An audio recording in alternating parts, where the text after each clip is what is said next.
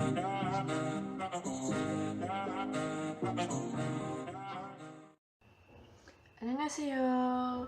Bienvenue à tous sur la chaîne Bonjour Séoul pour cette nouvelle vidéo.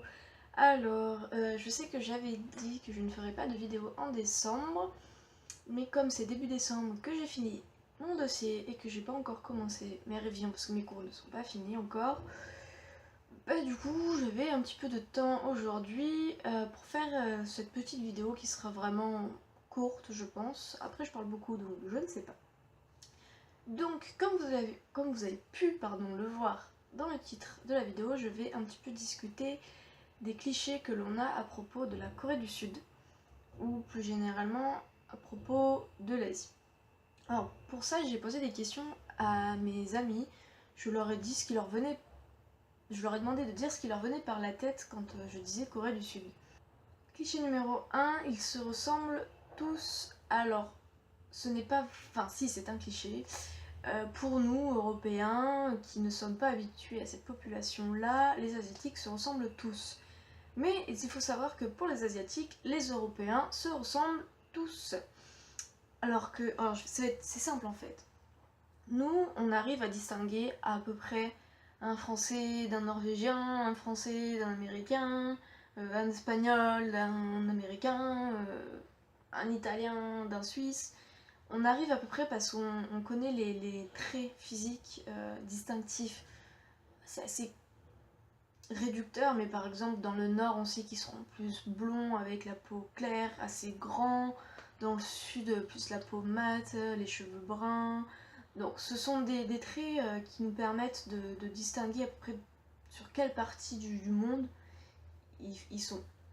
On ne pourra pas dire avec certitude, tant qu'on ne les entend pas parler, lui il est là, lui il habite là, enfin voilà. Mais c'est pareil en fait pour les Asiatiques, il y a des traits distinctifs entre les Chinois, les Thaïlandais, les Coréens, les Japonais, que nous ne voyons pas mais que eux connaissent. Par exemple, je sais que les Coréens, en général, ont le visage plus fin que des Japonais. Les Chinois ont le visage rond, voilà, ce sont des traits distinctifs que je ne connais pas mais que eux connaissent et c'est logique. Donc non, ils ne se ressemblent pas tous, ce n'est pas parce qu'ils ont les yeux bridés et les cheveux noirs qu'ils sont tous pareils. Ça voudrait dire que tous les Français sont pareils parce qu'on a les cheveux bruns et la peau blanche. Enfin voilà, c'est complètement débile de dire ça, et bien pour eux c'est la même chose. Voilà pour ce premier cliché. Deuxième cliché, l'école. Alors malheureusement, ce n'est pas un cliché. L'école en Corée du Sud est très difficile et pénible pour les étudiants. Il faut savoir que la Corée du Sud c'est le meilleur niveau études. Les étudiants coréens sont au top niveau, ils sont toujours premiers partout, ils sont devant les Japonais, devant les Chinois, ils sont devant tout le monde. L'école coréenne est très dure et pour les étudiants ce n'est pas facile du tout. Alors contrairement à ce que pensent beaucoup de personnes, l'uniforme s'arrête après le lycée. À l'université, les Coréens s'habillent comme ils veulent. J'ai eu 2 ou 3 amis qui ont cru que les uniformes étaient encore jusqu'à l'université, mais non.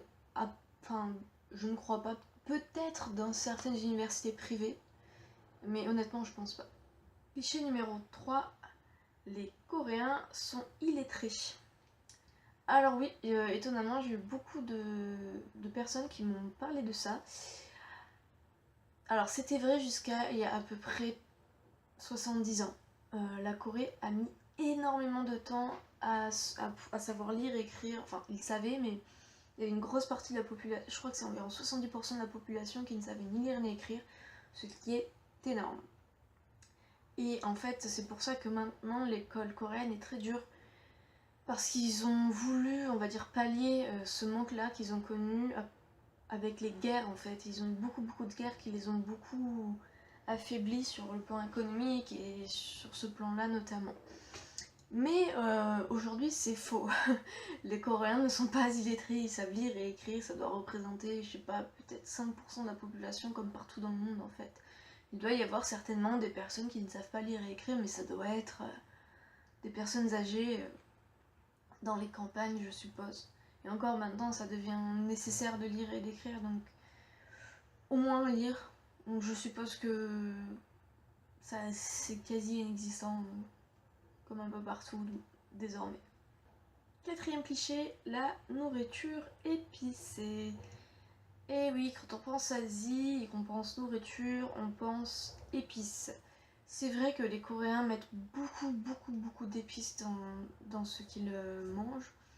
Mais c'est pareil pour la Chine, pour le Japon, c'est très épicé. C'est un cliché, oui et non. Ils mettent pas de l'épice partout non plus, faut pas déconner. Il y en a beaucoup, c'est vrai, on peut pas le nier, il y en a énormément. En fait, ça vient du côté, pour la Corée en tout cas, coloré de la chose. Les Coréens aiment beaucoup manger coloré. La couleur, c'est signe de bonne santé chez eux. Si dans notre assiette il y a beaucoup de couleurs, ça veut dire qu'il y a beaucoup de nourriture, enfin, beaucoup de légumes, de viande, de ci, de là, que c'est diversifié, donc ça veut dire que notre santé sera bonne, parce qu'on goûte à absolument tout. Et le côté pimenté, c'est donc toujours ce qui est souvent rouge ou orangé. Et il faut savoir que pour les Coréens, donc la nourriture épicée c'est bon pour la digestion, donc tout ce qui est bon pour le corps, bah, c'est bon, donc on en mange, on en mange, on en mange. Cinquième cliché, le voyage. Quand on pense Corée du Sud, on pense Asie, on pense voyage, on pense mettre sac à dos sur la tête, Oui, on t'aime sac à dos sur la tête. On pense sac à dos sur les épaules et on part, on fait tout à pied, enfin ça fait un petit peu un road trip auquel on pense souvent. Alors, personnellement, je ne connais pas beaucoup de personnes qui sont allées en Corée du Sud. Enfin, je connais que 2 personnes en fait, 2 très bons potes qui sont partis en Corée du Sud. Et il m'a dit que le sac à dos, enfin, c'est possible si on va dans les campagnes, mais il n'y a pas vraiment de côté historique à regarder, à voir. Il y a de beaux paysages, de très beaux paysages, mais beaucoup les touristes vont en ville. Et il n'y a pas trop ce côté, on va beaucoup marcher, on va monter sur la montagne, à parler sur la Namsan ou des choses comme ça, c'est beaucoup prendre le métro.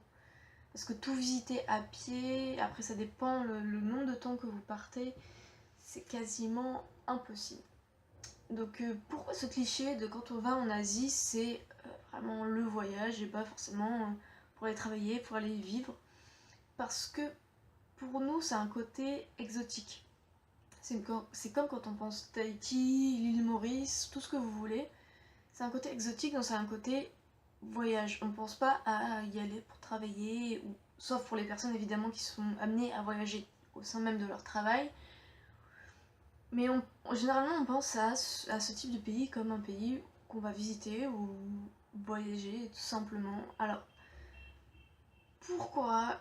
Je ne sais pas, peut-être parce que pour nous ça représente l'inconnu, l'étranger, ce qu'on ne connaît pas, du coup ça veut dire que c'est quelque chose qu'on veut découvrir, et en général quelque chose qu'on veut découvrir, un lieu, c'est en voyageant, c'est en y allant en tant que touriste.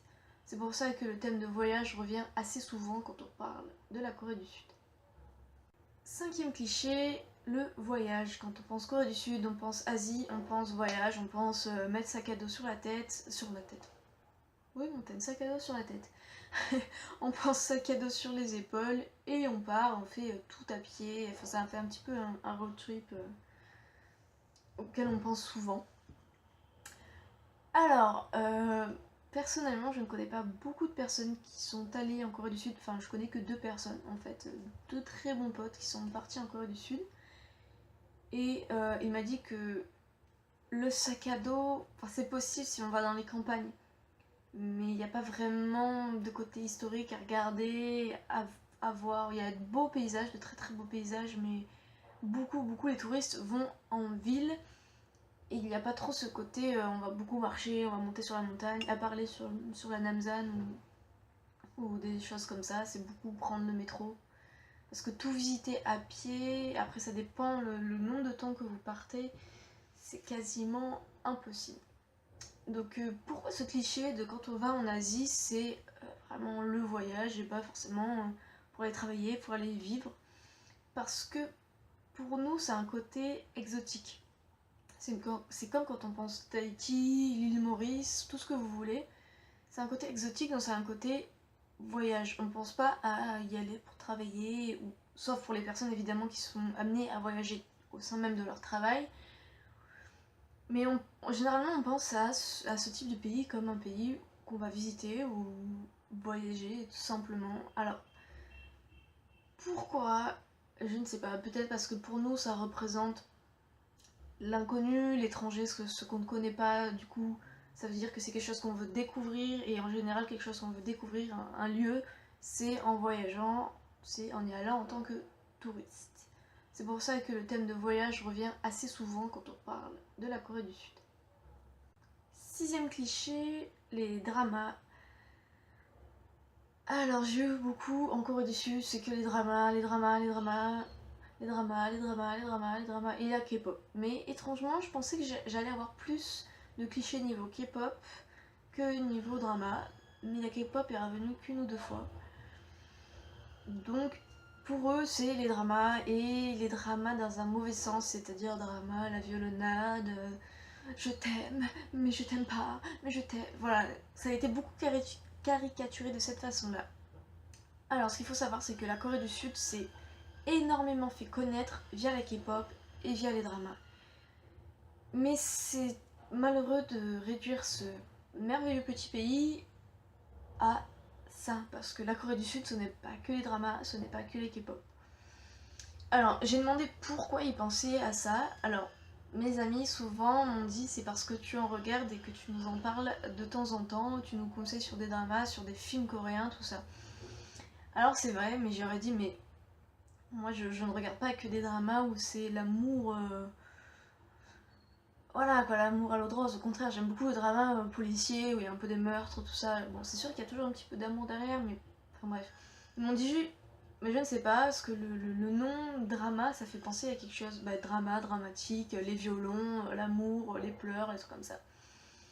Je leur ai dit, mais vous ne pouvez pas juger si vous n'avez pas vu. C'est sûr que si vous avez vu une vidéo où c'est, voilà, deux adolescents, bon, certes, mais la Corée du Sud, ce n'est pas que ça. La Corée du Sud a un univers cinématographique incroyable. Et quand je leur ai cité des films coréens qu'ils connaissaient, ils ont halluciné, ils m'ont dit waouh, c'est vrai, en fait la Corée du Sud est au niveau du cinéma est incroyable. Il y a pas longtemps d'ailleurs, j'ai regardé un film coréen avec eux. Ils ne savaient pas que c'était un film coréen, on l'a vu en, je crois que c'était en anglais, c'était pas les voix coréennes. Et quand je leur ai dit qu'ils savaient pas qu'il était coréen, quand je leur ai dit que mais oui, mais ce film est coréen, ils ont halluciné. Ils m'ont dit ah oui, effectivement, on pensait que c'était japonais. Voilà, je sais pas pourquoi. Pour eux, le bon cinéma, c'est japonais. Peut-être, enfin, je pense que c'est un rapport au manga. Il y a beaucoup de mangas japonais qui sont très très très très très bien. Et ils ont dû se dire, ils sont bons en manga, donc ils sont bons en film. C'est vrai que les mangas coréens, il n'y en a pas beaucoup, donc ils se sont peut-être inconsciemment, il n'y a pas beaucoup de mangas coréens, ça doit être pourri, donc les films et les séries, c'est pourri aussi. Sauf que non, il faut s'intéresser un petit peu plus. Après, pour la K-pop, en général, ils voient ça de manière assez mauvaise, parce que pour eux, la K-pop, c'est pour les filles qui ont 14-15 ans, qui aiment les boys bands, ou les girls bands, qui sont assez... Enfin voilà, qui voient tout en rose et tout. Pour eux, les chansons, sans même chercher à les comprendre, ils entendent Love, ou ils entendent Girl dans la chanson, ou Baby, enfin pour eux, c'est des chansons à l'eau de rose. C'est vrai pour beaucoup de K-pop. C'est vrai qu'il y a énormément de chansons à propos de ça, on peut pas le nier, hein. La plupart des chansons de K-pop, c'est ça. Mais ils s'intéressent pas, comment dire, au show qu'il y a derrière, parce que la K-pop, malgré ses chansons d'amour, il y a aussi d'autres chansons très très bien. Mais il y a aussi un show incroyable derrière. Les chanteurs et danseurs de K-pop, ils ont énormément d'entraînement, hein. Ils doivent entrer dans une entreprise à 15 ans, ils commencent à être sur scène à 20 ans, enfin c'est...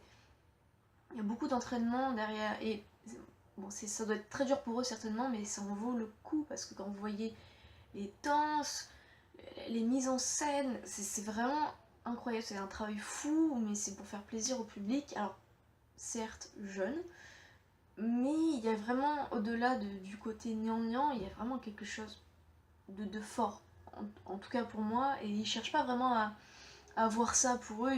Ils voient la danse, mais ils regardent que le côté gnangnan des paroles, ce qui est dommage, je trouve. Après, il y a beaucoup de chanteurs K-pop qui sont des acteurs, et je leur ai montré un chanteur qui connaissait en tant qu'acteur. Je n'ai plus le nom, c'est celui qui joue dans... Je ne sais plus dans quel groupe il est non plus. Il joue dans Let's Fight Ghost, j'ai plus son nom. Il a joué dans un film, ils ont halluciné, ils se sont dit non mais lui c'est un chanteur de K-pop, mais c'est pas possible. Enfin voilà, et pourtant, mine de rien, ils connaissent, sans vraiment connaître, et ils sont assez impressionnés. Donc je trouve ça dommage de... pour revenir à la base, je trouve ça dommage de réduire juste ce pays à K-pop drama, parce que certes c'est ce qui a lancé, on va dire, la popularité de la Corée du Sud, mais il y a tellement derrière, en fait, quand on creuse un petit peu l'histoire de ce pays, c'est tellement passionnant. Après ces petits clichés, j'y parlais à mes amis, je dis mais est-ce que vous connaissez d'autres choses sur la Corée du Sud? À part ça, ils m'ont répondu bah, la nourriture, ils se ressemblent tous, tout ça, mais j'ai dit mais... C'est là que je répondais mais culturellement parlant, enfin historiquement parlant, qu'est-ce que vous savez de la Corée du Sud? Alors ils m'ont juste dit la séparation Corée du Nord, Corée du Sud, mais ils savent même pas le pourquoi du comment au final. Donc je trouve ça dommage que beaucoup de personnes s'intéressent à la Corée du Sud juste pour les dramas et pour la K-pop. Attention, c'est pas une critique, les Coréens aiment qu'on s'intéresse à leur pays, mais c'est trop réducteur en fait. C'est trop réducteur. Septième cliché, c'est un pays campagnard. Alors, c'est un tout petit pays, il n'y a que très peu de grosses villes, il y a Séoul, Daegu, Jeju Island, c'est pas vraiment une grosse ville, il y a quoi d'autre? Ouais.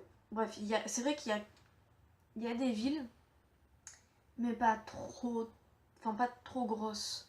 À part Séoul qui est énorme, il fait 10 fois la taille de Paris, c'est vrai qu'il y a beaucoup de campagnes autour, mais c'est pas campagnard. Quand mes amis me disaient campagnard, c'était assez négatif. Campagnard au sens il y a des vaches partout, à part à Séoul, mais il y a des vaches partout, des moutons, enfin voilà. Ils pensaient ça de cette façon-là. Attention, je n'ai rien contre la campagne, contre les vaches, contre les moutons partout. Hein, je viens de la campagne, j'ai grandi avec des vaches à côté de chez moi. Donc voilà. Donc pour eux, c'est vraiment assez comme ça. C'est que des vieux partout aussi. Ils pensent beaucoup qu'il n'y a que des vieux partout, avec des dents en moins. Alors, je n'ai pas de réponse à ce cliché-là, malheureusement, parce que je ne comprends pas pourquoi ils pensent ça. C'est vrai qu'il y a beaucoup de campagnes autour des villes. C'est vrai qu'ils ont une population plutôt vieillissante, mais non, enfin c'est un peu comme partout, et j'avoue que je comprends pas ça. Voilà, ce sont tous les clichés qui revenaient le plus souvent. Après j'ai eu d'autres petits trucs qui revenaient souvent, comme porte des lunettes. Voilà, j'ai demandé pourquoi tu penses ça, parce cette personne m'a répondu parce qu'ils sont souvent derrière leur téléphone, et je leur ai dit mais regarde dans la rue tous ces jeunes qui sont derrière leur téléphone, tu crois qu'ils portent tous des lunettes? Peut-être parce qu'ils pensaient que la Corée du Sud était un pays assez... mais avec le marché de Samsung, ils sont tous sur Samsung.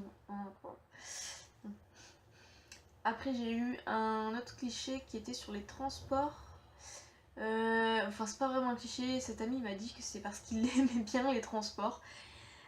Alors c'est vrai qu'en Corée du Sud, les transports sont assez incroyables, c'est pas cher du tout, sauf les taxis, qui nous prennent pour les Américains. Mais c'est vrai que... Enfin, je sais pas pourquoi il m'a dit ça, Corée du Sud transport, il y a des transports un peu partout, qui fonctionnent un peu partout de la même manière. C'est vrai que le métro est très peu cher, je dois avouer que 70 centimes pour 10 km, ça va, c'est pas cher du tout.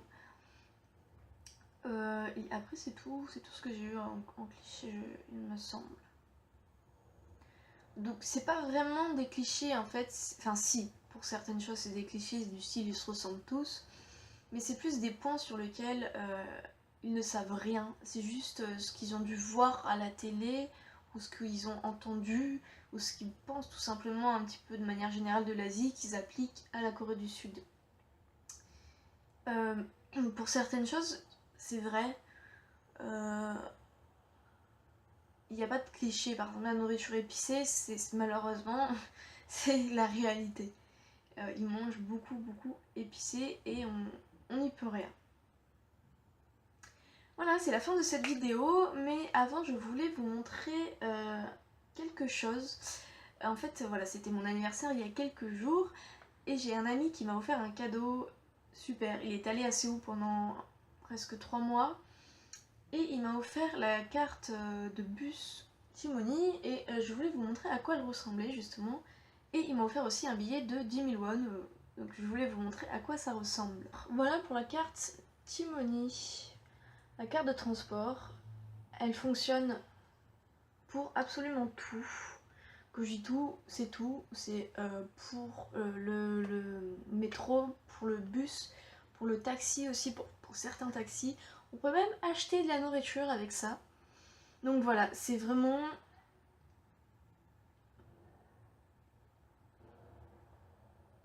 C'est vraiment la chose qui va vous sauver la vie.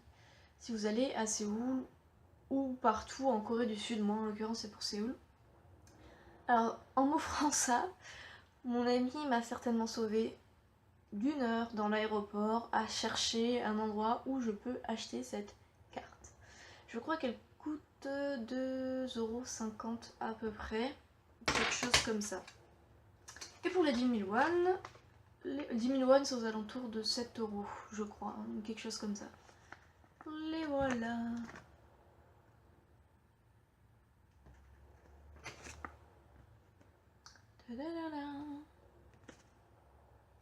Bon alors niveau taille c'est beaucoup plus grand qu'un billet français. Niveau longueur et niveau largeur c'est clairement plus grand. Je sais pas si vous voyez à peu près par rapport à ma main. Voilà. En largeur le billet fait la taille de ma main. Et en longueur à peu près aussi. Donc c'est vraiment très grand. Niveau toucher c'est pareil, c'est exactement la même chose.